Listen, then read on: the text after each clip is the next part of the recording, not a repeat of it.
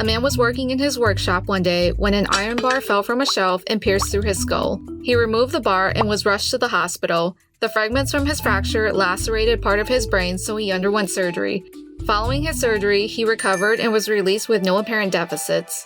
Upon returning home, however, the man discovered that he could no longer read, write, or perform calculations correctly. He underwent neuropsychological testing, which confirmed his impairment. However, examiners discovered that when his hands were hidden from sight, he was found to have difficulties identifying his own fingers. Additionally, when asked to perform tasks such as touching his right hand to his left ear, he hesitated and struggled to perform the action on himself and the examiner, meaning he couldn't differentiate the right and left side of his body. When he injured his brain, he damaged a specific region in the left parietal lobe, which caused him to develop a condition called Gertzmann syndrome. It's usually caused by brain injuries, such as an acute stroke or trauma, but can also be due to developmental disorders.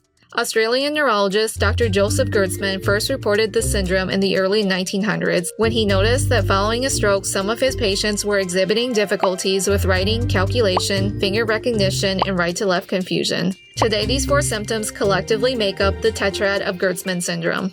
The man's symptoms eventually improved. He regained his ability to read, but otherwise still had continued impairment, leaving his wife to perform the administrative aspect of their business.